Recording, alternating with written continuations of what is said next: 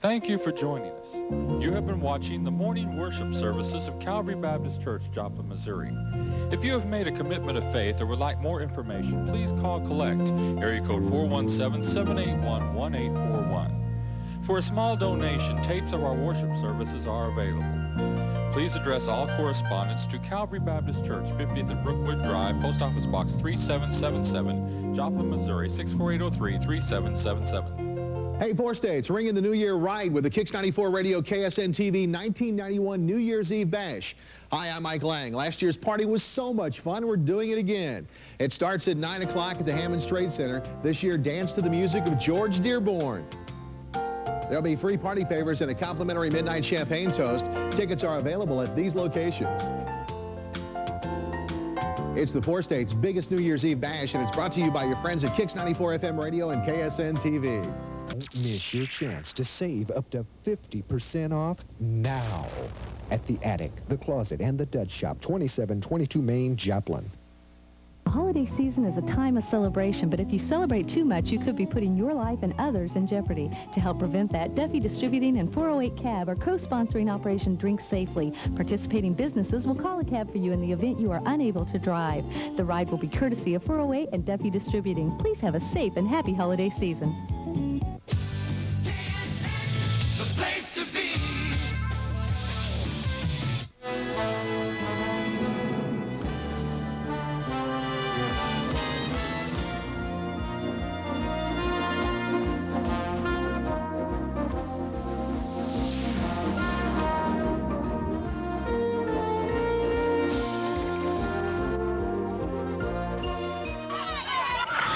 Why are they like no other kids on Earth? Those two kids are witches. How do they control mysterious forces? What is the billionaire's plan? Just bring me the children. Why does he want to control the kids? He's never gonna let us go. The mystery begins The engine will start now. when they look into the future and see danger. Where do we go? Escape to Witch Mountain. We'll stop them before they get there. Coming up next.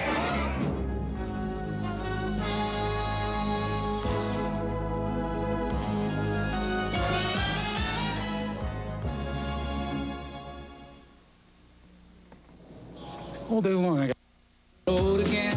Introducing American Road, a great new collection that hits you where you live.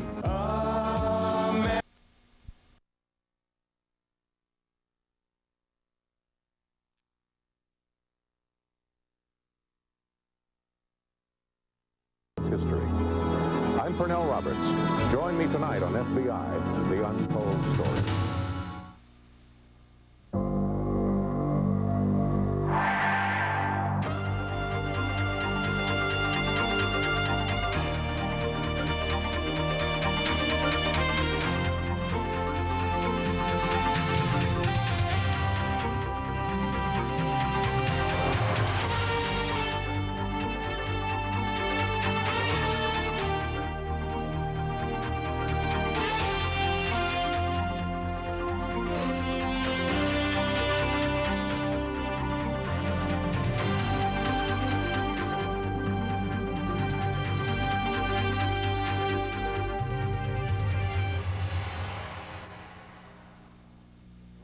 Do you have a cold?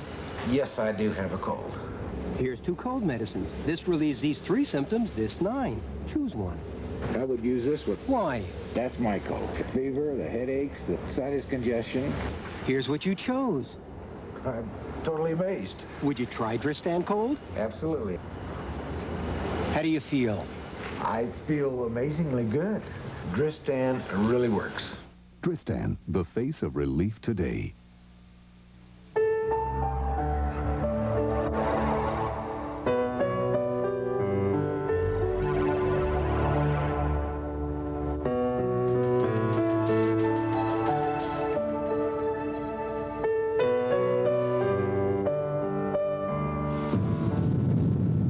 The new Chrysler Fifth Avenue at $22,000, the perfect balance between self-indulgence and common sense. 11 months had passed and progress was slow in coming. The FBI was inundated with hundreds of false leads. The director of the FBI chose its leading expert on the John F. Kennedy and Martin Luther King assassinations to solve the case, Jack Lawn. I think every inmate in every federal, state, and local penal institution thinks that the source of their problems is the prosecutor and or the judge. And if we were to announce an open season on our prosecutors, our judges, then we would have mayhem in our society. The reputation maximum John came from the perception that he was particularly strong in giving severe sentences to those individuals convicted of drug trafficking offenses. One of their first priorities was to check Judge Wood's trial docket the day of his murder. One of the individuals who was scheduled for the court docket was Jimmy Chagra, a drug trafficker out of El Paso, Texas. He knew he would get a life sentence for his indictment on continuing criminal enterprise. So we knew that if we're looking for motivation, Jimmy Chagra certainly had the motivation to take action against Judge Wood. All rise. On April 2nd, 1979, Jimmy Chagra was back in Texas for the pre-trial hearing on his drug trafficking charges. When Jimmy's lawyer brother Joe lost all his motions to suppress evidence and moved the trial to another city, Jimmy was staring at his worst nightmare, Judge John H. Wood. Motion denied.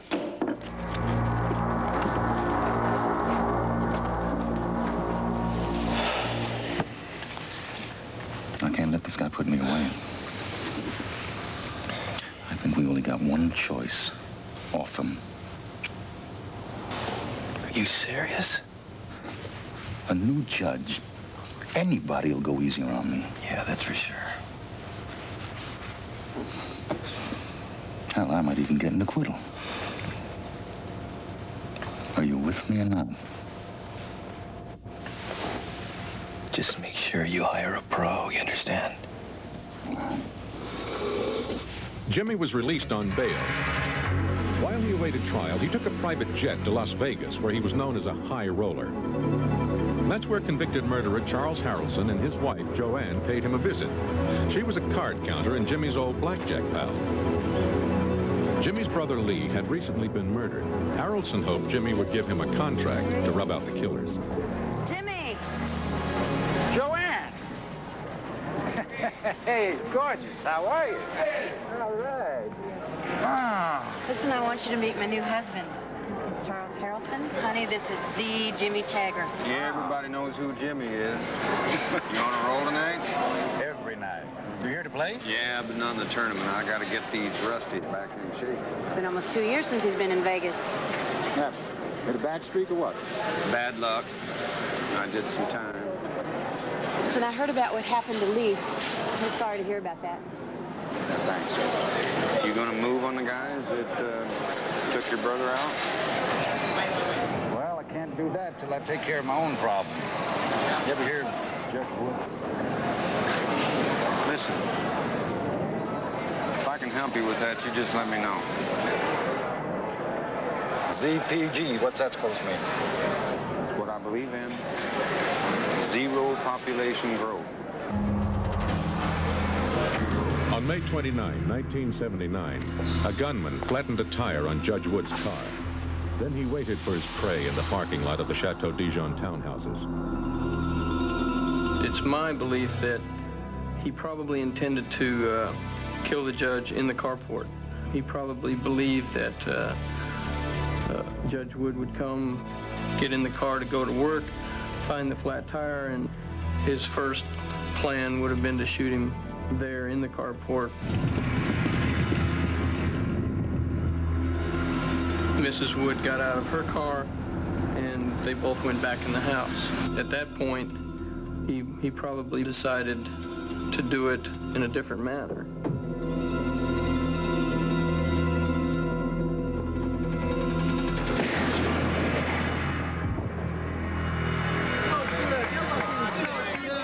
But on the day of the murder, Jimmy Chagra was far from Texas.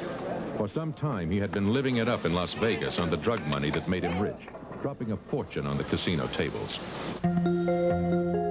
3 3 weeks later, on a hot June day, two women met in Las Vegas for the first time.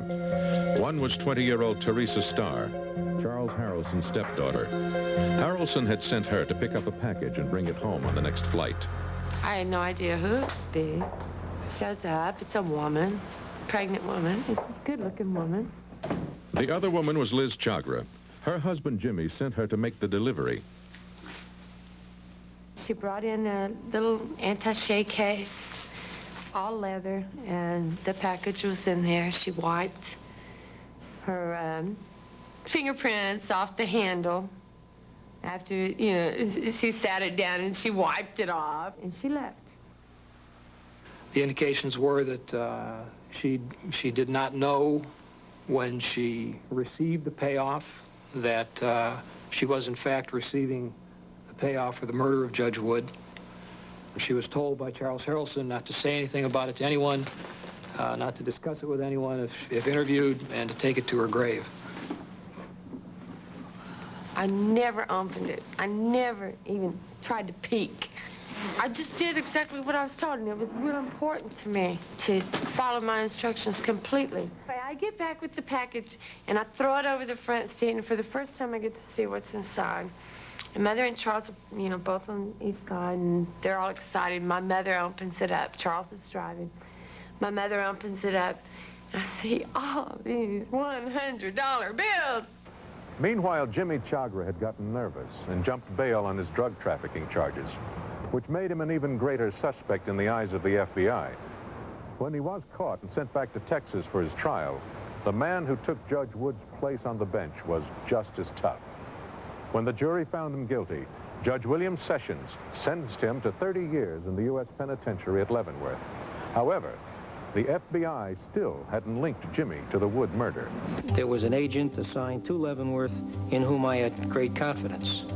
I called the agent and asked if he could identify someone in Leavenworth who would have some contact with Jimmy, an individual who in that society was thought well enough of that Jimmy would discuss certain issues with. It was perhaps 3 or 4 weeks later that we received a communication from the Kansas City office saying that this individual said that Jimmy told him he hired Charles Harrelson to commit the crime. One of the things we had to do was to prove whether this was accurate or whether this was another of the hundreds of false leads we received. We decided that the best way to do that was to get the information from Jimmy himself through a court-authorized wiretap. The audio conditions in the visiting room were poor. The FBI went to extreme lengths of having the visiting room redecorated and soundproofed. The investigation had been concentrating on Jimmy Chagra and his entire family. Liz Chagra had been called before the grand jury for questioning and was under surveillance. She had become increasingly nervous about her role in delivering the blood money. These are excerpts from actual conversations transcribed from FBI surveillance tapes. You deny everything. They can't. How would they know what you're doing? Okay. Say they... She said she brought the money. Now, she didn't say this is for killing Wood. She didn't say what? This is for killing Wood. You're making the payoff for the murder. No. Okay. Well, it could be a gambling debt. Could be anything, you know. You know, you don't know. What are you nervous about? I could go to jail. For life. Jimmy, tell me the truth. What are you shaking about? I shake all the time. What you shaking?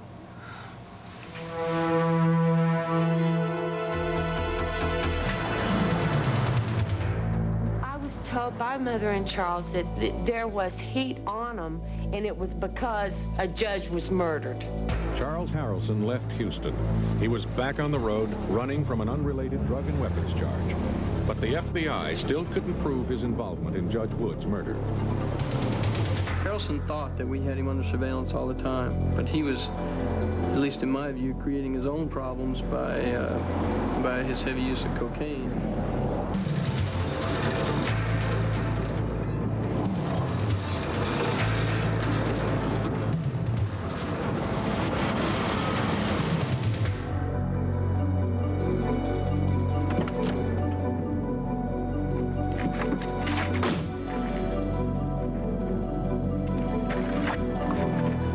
In his paranoia, when Harrelson heard his muffler rattle, he thought it was an FBI honing device and tried to shoot it off. He shot a tire instead.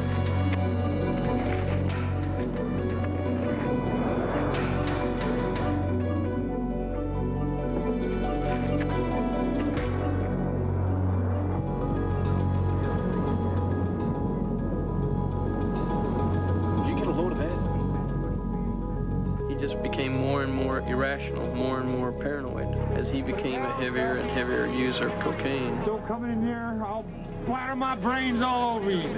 You and your cop buddies have been following me. Who do you think you are? I'm Charles Harrelson. After a 6-hour standoff, Harrelson was arrested on a guns and narcotics charge. While he was in jail, something happened that astounded the FBI. First thing we know, Joe Shager shows up at the Harris County Jail in Houston saying, "I'm Charles Harrelson's attorney." So now we have a real above-board connection, a public connection between the Shager family and Charles Harrelson.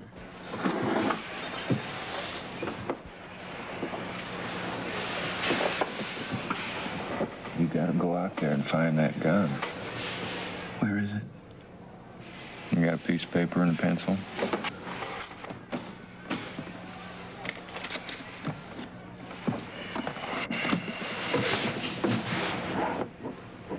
Okay. You get off I-20. You'll see a Stuckey's. And then a bridge, real narrow. I threw it over the side to a creek. You didn't get out of the car? Mm. Was anybody else with you? Just Joanne. You gotta make sure that water didn't dry up. You dig? What if your wife and daughter turn on you? It'd be better all around if they weren't alive.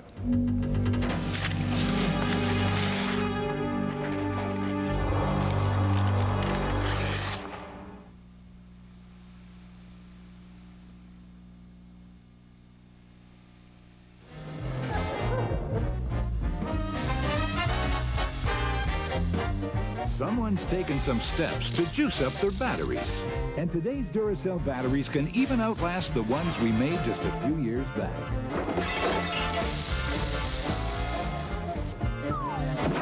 In fact, today's Duracell batteries aren't just built better, they're built to beat the band. You can't top the copper top. When your child gets a cold, it's more than just a stuffy, runny nose. That's why Children's Tylenol Cold is formulated to relieve more symptoms than any other leading children's brand. For all the relief he needs, Children's Tylenol Cold. 40th floor today. What if my diarrhea comes back? Relax. He took Imodium AD. Just once? Imodium AD caplets often work in one dose, unlike the old standby. Hi, hon. I feel great. Imodium AD, the choice for one-dose relief. Catch the holiday spirit. I had to go to the bathroom. Shut up. On Sinbad and Friends, an evening of comedy and music. Who's your favorite group? With Heavy D, Bobby McFerrin. I'll be out your house one day. And James Brown's mother. Brother. On Sinbad and Friends, Saturday at 8, 7 Central. Sing to me! Joe redrew Charles Harrelson's map from memory, locked it in his briefcase, and rushed to tell Jimmy about it. I'd really like to go get it. It's the only thing that's backing up his story. If that's gone, he could say what he wanted. No one's going to believe him. You shouldn't have done that, huh, Joe? Yeah, I shouldn't have done it. The Shagers were worried about the gun falling into our hands, and that specifically was a very frequent topic of conversation between them, as well as their general fear about Harrelson confessing on the Wood thing and implicating them. So their paranoia about who knew what and who we were talking to played into our hands. The FBI got a search warrant for the map at Joe Chagra's house, but they couldn't find the gun. Ironically, 2 boys collecting tin cans found the stock from a .240 Weatherby rifle. The bullet fragment from Judge Wood's body could have been shot from a Weatherby. FBI agents tracked down a purchase form for a Weatherby rifle at a Dallas gun shop. The name on the form was Fay King, a play on the word faking. Although 2 years had passed, they tested the permit for fingerprints. We were able to develop prints that were the residue left on the finger when a person handled it. In this case, the residue contained amino acids, and the ninhydrin reacted with that, giving us purplish or reddish color prints. I was able to identify 4 of the prints developed on the form with Joanne Harrelson's inked fingerprints. Joanne Harrelson was arrested for illegally purchasing a gun. She refused to cooperate with the grand jury and pressured her daughter to go see Charlie and get their story straight. By this time, I'm going, Dan, did he do it? Did he kill this judge? Did he not? You know, what the hell's going on here? So I did go to see him.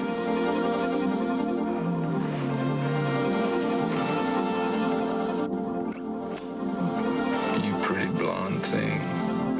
We're sitting there talking, and it was the same old thing. You know, as soon as I saw him, I loved him. Just looking into his eyes, it was good to see him. It was at my house in Houston when I told my mother that we were sleeping together, and the only reason I did that was because I had started having feelings for him. Teresa wouldn't turn against Charlie. When she refused to testify before the grand jury, the judge sent her to jail for contempt of court. The mounting evidence unmistakably pointed to Charles Harrelson as the shooter. But Harrelson still had an alibi that placed him in Dallas, not San Antonio, on the day of the murder. Chris Lambros was Judge Wood's neighbor. I'm at the bottom of the stairs. Ms. Lambros had bumped into a stranger outside the judge's carport on the day of the murder. The FBI asked if she would submit to an interview under hypnosis to recall vivid details. This is the actual FBI tape. I see a man standing at the entrance to the parking area. Can you see him clearly? Yes. Stop him right where he is. My mind became used like a still camera, and everything that I saw was seen from the standpoint of stop action. Everything was a frozen frame. The bezel on his watch, focusing on features like his eyes, his glasses. And I can see his eyes. They're intense. It's like, because they're squinting, I notice them. When Charles Harrelson learned he would have to go before a police lineup, he gained 30 pounds, cut his hair, and pulled out some teeth. But Chris Lambros recognized him right away. I was positive that he was the man. This was one of those instances in which the fact that I was an attorney led me to be very careful about what I was doing, because I had already stated to the FBI I was positive. I wanted to be sure in my own conscience that I was absolutely positive that this was the man. Harrelson had eyes that were unlike anybody's eyes I've ever seen before or since. They were so compelling, they were so piercing. It sounds corny to say this, but it's like they were that evil. The FBI finally held all the cards, and now they played their ace. When Joe Chagra was confronted with the recordings of his conversations with Jimmy, he was stunned. He knew he was facing a lengthy prison term. It didn't take long for him to accept a plea bargain. I think that Joe just made a measured choice, finally, that he wouldn't have to testify against Jimmy, which went against his character or his brotherly love, and but was willing to testify against Harrelson. After 3 long years, $5 million and hundreds of FBI agents investigating Judge John Wood's assassination, the government finally took its case to court. After 6 months in jail, the FBI finally broke Teresa's star. In exchange for her cooperation with the government, Teresa was set free. I still kind of blame it on my mom, because while I was in jail, I begged for her help. I begged and begged, please, Mom, help me. Don't leave me in here. If it was my child, I would have testified in a second. The minute my child went to jail, I'm a mother now. The minute my child went to jail, I would say, okay, I'll tell you anything you want to know. Just let my child go. My mother didn't do that for me. Charles Harrelson's wife, Joanne, was convicted of perjury and obstruction of justice. Jimmy Chagra's wife, Liz, was convicted of conspiracy to commit murder, obstruction of justice, and tax evasion. Joanne and Liz were sentenced to 28 and 30 years in prison. On December 14, 1982, Charles Harrelson was convicted of murder and was sentenced to life in prison. In exchange for his testimony against Charles Harrelson, Joe Chagra was able to negotiate a separate trial for his brother Jimmy and a reduced sentence for himself. He served 6.5 years of a 10-year sentence and was disbarred. In a separate trial in Jacksonville, Florida, Jimmy Chagra was acquitted of Judge Wood's murder when the jury was not allowed to hear Charles Harrelson's and Joe Chagra's damaging testimony. We were shocked that the not guilty verdict was returned. But as one of the attorneys said rightly, if you believe in the system, you believe in it when it works for you, but you also must believe in it when it works against you. And that's the beauty of our particular system. However, already in jail for his drug crimes, Jimmy Chagra was later convicted of tax evasion, conspiracy to obstruct justice, and conspiracy to murder a U.S. attorney. Jimmy is serving a life sentence without the possibility of parole. Introducing Soothers, the medicated throat drop that will relieve your sore throat pain. You see, it's got something you may never have seen before. Soothers has a great-tasting syrup center to soothe your scratchy throat. Soothers from the makers of Halls. The new sore throat drop with syrup in the center. In cherry and orange. This is regular. This is better. This Bayer is regular, but for headaches, Anacin is better. This is regular. This is better. This Bufferin is regular, but for headaches, Anacin is better. What makes Anacin better? It's simple. Regular Bayer and Bufferin have one ingredient for pain, but Anacin has two ingredients, an effective pain medicine plus a second ingredient that makes Anacin work better. For headache relief, get Anacin. Get better. Sunday. What's tonight? Stanley Kubrick's restored classic with footage never seen on television. I shall not violate Rome. I pray for a son who'll be born free. A network television premiere with Kirk Douglas, Laurence Olivier, Gene Simmons, and Tony Curtis. Spartacus, Sunday. Charles Harrelson is serving his life sentence at the federal penitentiary in Marion, Illinois. He studies, he writes, and to anyone who will listen, Charles Harrelson lashes out against the system that sent him to prison for life. Charles Harrelson. No matter which direction you drive past it, you see this John H. Wood Jr. United States Courthouse. The trial was held there in a building named for the person I'm accused of having murdered. And the man sitting on the bench hearing it is the person who dedicated it, an honorary pallbearer at the funeral, a man who had vowed vengeance to the world. And this is supposed to be fair. And I have deep regrets about a lot of things, but I'm only ashamed of one thing I've ever done, and that was put cocaine up my nose. But I didn't kill Judge Wood. The evidence was presented to the jury. The jury found Charles Harrelson guilty beyond a reasonable doubt. What was called the crime of the century went to the core of our system of justice. It threatened it. Ultimately, it reinforced it. There will never again be an open season on our judges and prosecutors. I'm Pernell Roberts. Join me next week for FBI, The Untold Stories.